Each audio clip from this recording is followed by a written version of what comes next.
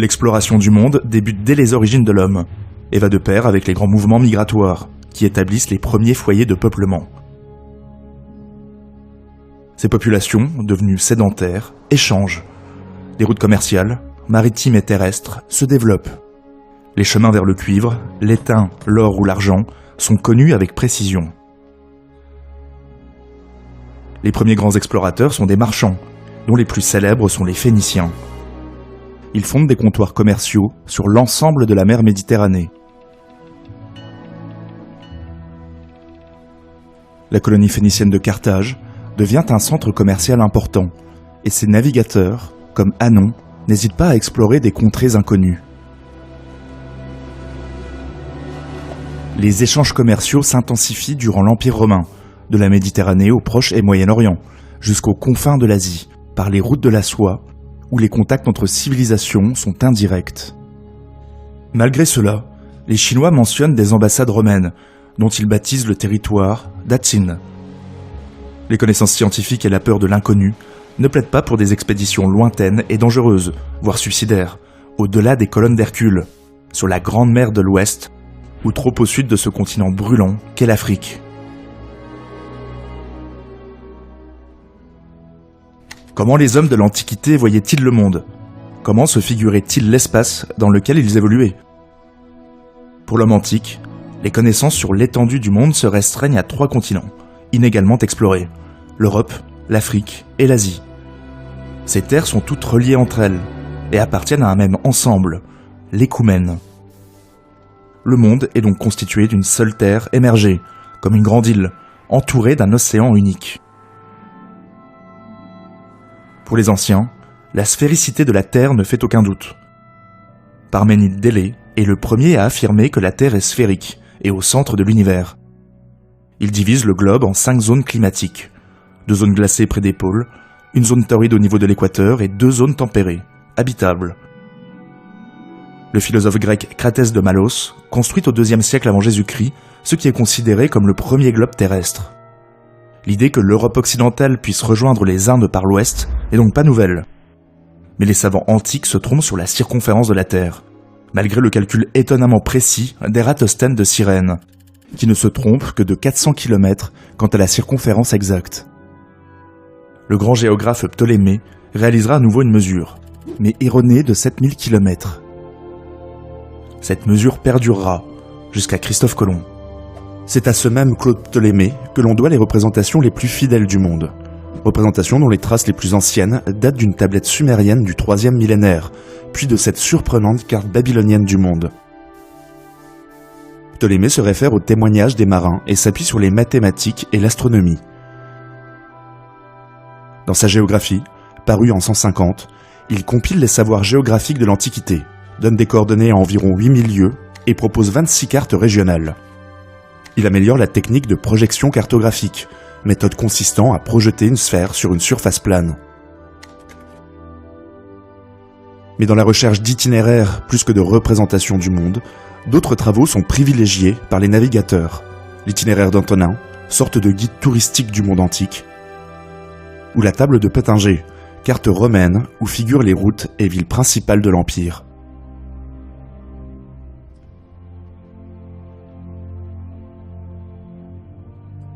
Cette idée du monde ne résout pas les problèmes de navigation et d'orientation, cœur de toute entreprise d'exploration.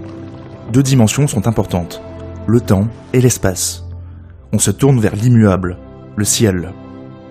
Tout d'abord vers le soleil, qui par sa course permet de connaître les points cardinaux, levé à l'est, couché à l'ouest, le nord et le sud en découlent. Il permet, grâce à l'ombre projetée sur un cadran, de connaître grossièrement l'heure. La nuit, il faut se tourner vers les étoiles. Mais aucun instrument ne permet de mesurer les hauteurs et angles des astres de façon précise, même si un ancêtre de l'astrolabe, l'Armille, est attesté dès l'Antiquité, mais ne sert qu'à l'astronomie. On trouve également sa route grâce à la rose des vents, qui, comme son nom l'indique, donne la direction des vents. On navigue surtout à l'estime, par déduction de la distance parcourue depuis le dernier point de passage, où on se repère grâce à des points remarquables, visibles sur les côtes.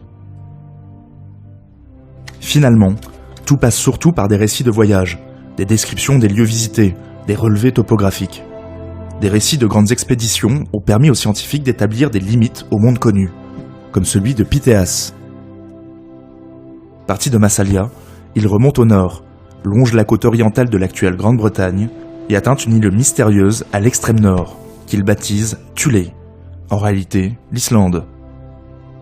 Il explore la Baltique, puis redescend à son point de départ en longeant la côte orientale de l'Angleterre. Pythéas, sans le savoir, vient de réaliser la première circumnavigation de la Grande-Bretagne. Au sens large, la circumnavigation correspond à un voyage, la plupart du temps maritime, autour d'une terre, d'une mer ou du globe. C'est ainsi que dans l'Antiquité, certaines circumnavigations ont peut-être eu lieu, mais rien n'est certain. La plus intrigante est celle rapportée par Hérodote concernant des marchands phéniciens envoyés par le pharaon Néchao II vers le sud, en partant de la mer Rouge et revenant par le cap de Gibraltar, après 3 ans de périple. Une première circumnavigation de l'Afrique, rendue possible en passant par le canal des pharaons. Toutes ces expéditions et ces savoirs se perdent ensuite pendant plusieurs siècles. Le Haut Moyen-Âge est une période de stagnation pour les explorations. Il faut attendre le XIe siècle pour voir les audacieux vikings explorer des latitudes hostiles. Ils abordent le Groenland, le Labrador et Terre-Neuve, à bord de navires adaptés à la haute mer, les Knarrs. Mais ces découvertes restent ignorées du reste de l'Europe occidentale.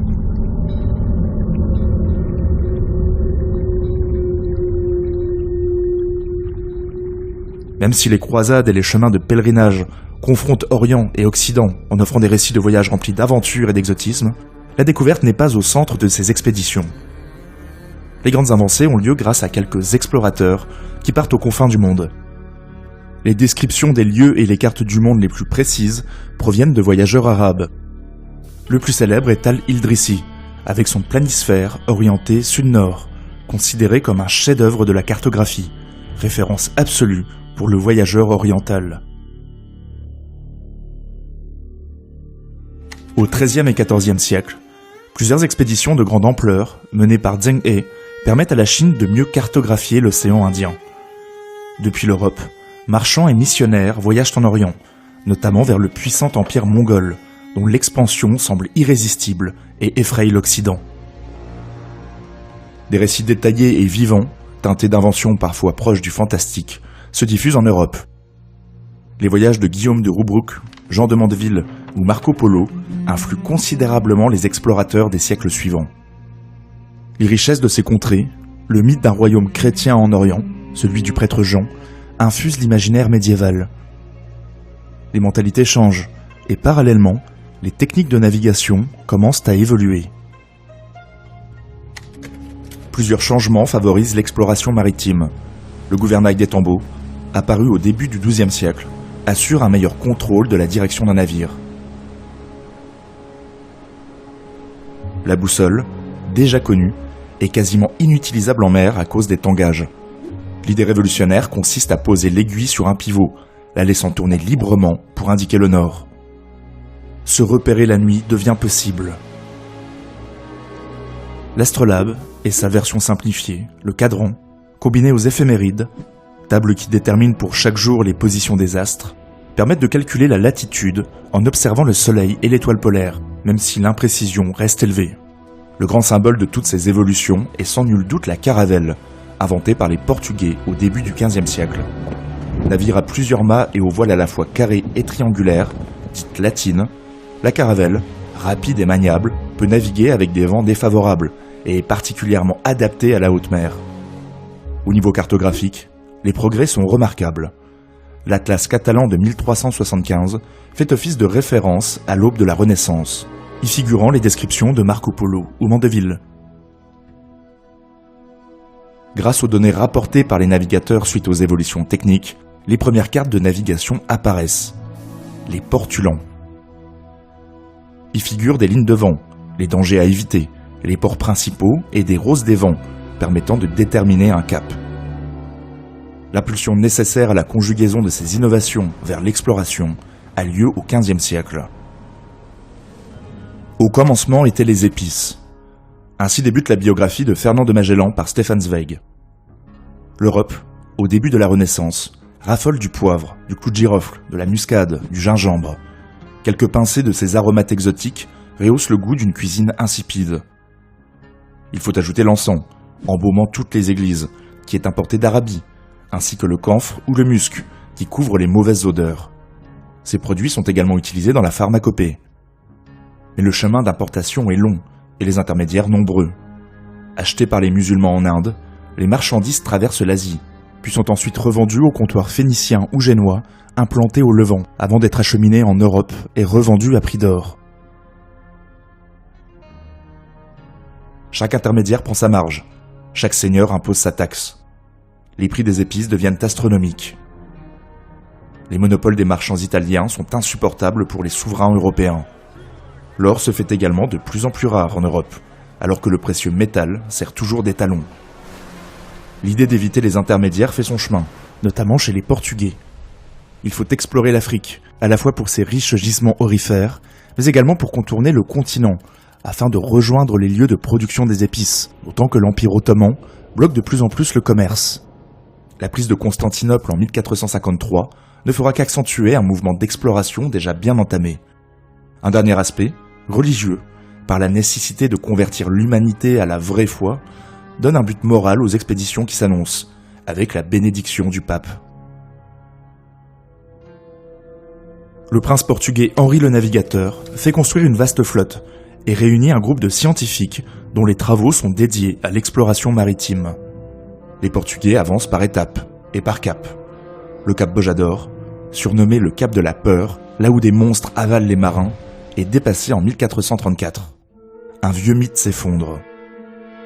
La descente des côtes africaines se poursuit toujours plus au sud. En 1472, des explorateurs atteignent le centre névralgique de la production d'or, en suivant le fleuve Niger. Le commerce est florissant, l'exploitation des esclaves s'intensifie. L'exploit de dépasser la pointe sud de l'Afrique est réalisé en 1488 par Bartolomeo Diaz. Le cap, nommé Cap des Tempêtes, est renommé par le roi Jean II Cap de Bonne-Espérance. Il faut attendre encore 10 ans avant de trouver la voie maritime vers les Indes. Vasco de Gama réussit à atteindre Calicut sans encombre, mais se heurte aux Maures qui contrôlent le commerce de la région. Il faudra une quinzaine d'années de conflits avec les Maures et les Rajas locaux pour qu'un monopole portugais s'établisse aux Indes. Voyant son voisin portugais accaparer les terres inconnues, l'Espagne se lance également dans l'exploration. L'année 1492 marque à la fois la fin de la Reconquista espagnole sur la péninsule ibérique et la découverte de l'Amérique par Christophe Colomb. Le navigateur génois convainc les souverains espagnols qu'il existe une route vers l'ouest pour rejoindre les Indes. Sa mission est autant commerciale que religieuse. L'histoire est connue. Colomb pense être arrivé aux Indes, mais se trompe lourdement. Il n'y a pas un vaste océan, mais deux, et un immense continent entre. Amerigo Vespucci est l'un des premiers à comprendre cela en 1500, mais c'est Núñez de Balboa, premier Européen à observer le Pacifique, qui confirmera définitivement cette hypothèse. Les voyages vers l'Amérique sont nombreux après la découverte de Colomb. Espagne et Portugal se partagent le monde en 1494, sous l'égide du pape. Le traité de Tordesillas accorde à l'Espagne les territoires non découverts situés à 370 lieues à l'ouest du Cap-Vert, et au Portugal, ceux à l'est. Par un heureux hasard pour les Portugais, le navigateur Cabral découvre les côtes brésiliennes quelques années plus tard, qui entrent dans le giron portugais. La cartographie évolue à une vitesse inédite. Les espaces vides se remplissent au gré des retours des explorateurs. Mais la route de l'Inde par l'ouest n'a toujours pas été trouvée. Un navigateur portugais, tombé en disgrâce dans son pays, Fernand de Magellan, propose au nouveau souverain espagnol, le futur Charles Quint, qu'il pourrait rejoindre les Moluques en passant par l'ouest. Cet archipel indonésien est le cœur de la production de clous de girofle et se trouve sous contrôle portugais. Par ce chemin, il pourrait être revendiqué par les Espagnols, le traité de Tordesillas étant flou sur la partie orientale de la démarcation. Le jeune roi est convaincu. Une expédition décidée. Objectif, trouver le passage menant aux Moluques par l'Amérique, revendiquer le territoire pour la couronne espagnole, et revenir en empruntant le même chemin. Le voyage est minutieusement préparé. Le 10 août 1519, 5 nefs composées de 237 hommes lèvent l'ancre de Séville. 3 ans plus tard, un seul bateau et 22 hommes reviennent en Andalousie. Passant par les Canaries, puis Cap-Vert, la flotte longe la côte africaine avant de traverser l'Atlantique dans des conditions météo exécrables.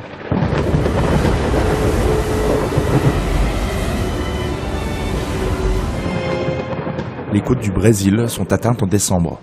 Puis la flotte prend la direction du sud pour contourner l'Amérique. L'amiral décide d'hiverner à San Julián.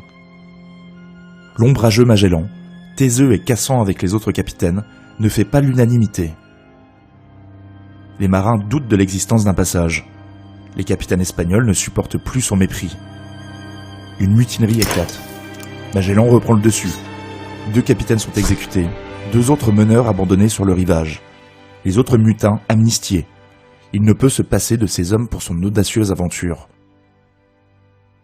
Un navire parti en reconnaissance, le Santiago, fait naufrage en mai.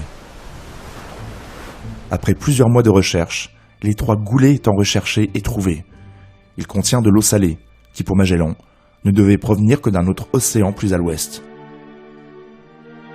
Les navires s'engagent dans le détroit, tandis que le San Antonio déserte et rebrousse chemin. Sur les côtes, les habitants ont allumé des feux, ce qui donnera son nom à ce territoire hostile, la Terre de Feu. 27 jours plus tard, les 3 nefs restantes atteignent un océan aux eaux si calmes que Magellan lui donnera le nom de Pacifique. Le détroit du Sud passé, une nouvelle épreuve attend les marins.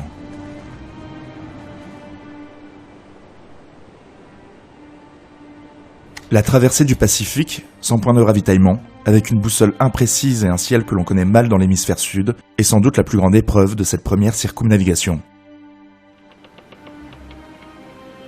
L'eau et la nourriture manquent, le scorbut fait des ravages. Une fois tous les rats dévorés, on fait bouillir le cuir pour le manger. Durant cette traversée interminable, il croise 2 îles où il ne peut accoster et poursuit son chemin. Après 3 mois, une terre est atteinte à Guam. Le ravitaillement peut avoir lieu. Après avoir levé l'ancre, l'archipel des Philippines est en vue.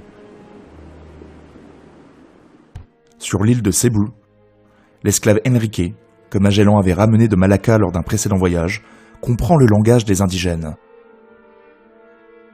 On considère souvent que cet esclave malais serait le premier homme à avoir réalisé le tour du monde. Mais Malacca et Cebu sont distants de 4000 km, et rien ne précise si Enrique est bien rentré chez lui après sa possible trahison. Car c'est dans ces îles que le voyage prend une tournure encore plus tragique. Magellan, qui souhaite convertir au christianisme les peuples indigènes, entre en conflit avec un roi local à Mactan. Trop sûr de sa supériorité technologique, il se lance dans une bataille face à des ennemis 30 fois supérieurs en nombre. Il reçoit une flèche en plein visage. La flotte n'a plus d'amiral. Pour couronner le tout, 30 membres d'équipage tombent dans une embuscade tendue par le roi de Cebu, pourtant allié, peut-être conseillé par l'esclave Enrique, auquel le nouvel amiral, Barbossa, n'a pas rendu la liberté. Le reste de l'équipage fuit en abandonnant un bateau. Aux Moluques, le reste de l'équipage réussit à charger des épices. Le Trinidad, en piteux état, est abandonné avec 22 hommes, et sera finalement arraisonné par les Portugais qui sillonnent ces territoires. Le dernier bateau, le Victoria, est désormais sous le commandement de Juan Sebastián Elcano. Il traverse l'océan Indien et passe le cap de Bonne-Espérance.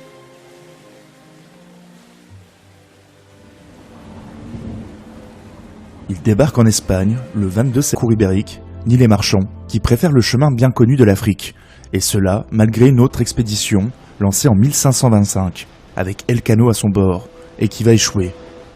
24 marins survivants reviendront en Espagne 10 ans plus tard, sans leur capitaine, bouclant à leur façon le 2e tour du monde. À la fin du XVIe siècle, la 3e circumnavigation est l'œuvre de Francis Drake pour la couronne d'Angleterre, qui commence à contester l'hégémonie espagnole sur les mers. Drake est un corsaire au service de la reine Élisabeth, qui détrousse sans vergogne tous les navires espagnols qu'il croise.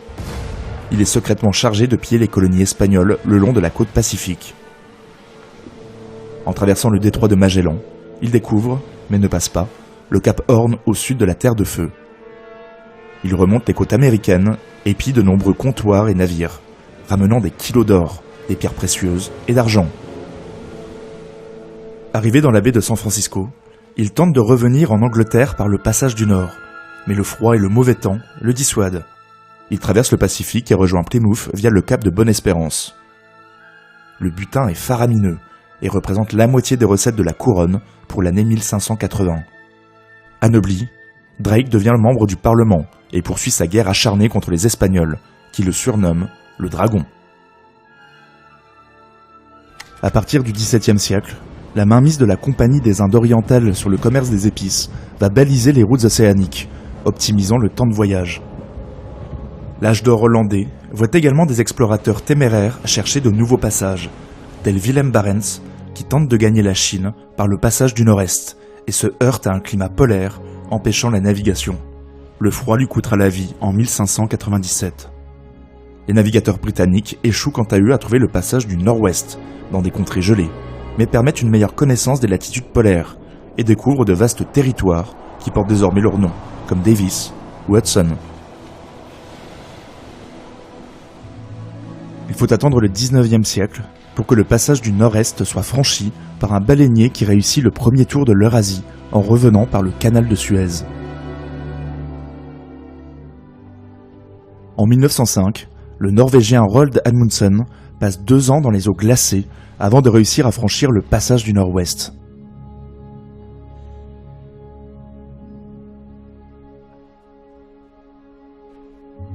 Au XVIIIe siècle, l'attrait scientifique pour les explorations dans le Pacifique est dû à un tour du monde spectaculaire, le voyage du Commodore Hanson. Durant son voyage, Hanson vole des cartes espagnoles, avec détail des vents et courants, et les rend accessibles à tous. Le récit de ce périple connaît un impressionnant succès, d'autant qu'il est illustré par 52 gravures des nouvelles découvertes. En plein siècle des Lumières, les États envoient de nouvelles expéditions dans le Pacifique, à but stratégique, étendre la sphère d'influence européenne, et scientifique, cartographier le monde, découvrir la faune et la flore.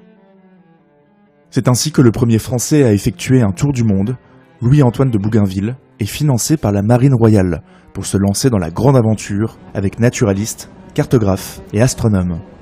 Au cours de cette expédition, Jeanne Barré, botaniste, se déguise en homme pour participer au voyage, qui est alors interdit aux femmes. La supercherie est finalement découverte. De fait, elle est la première femme à effectuer un tour du monde.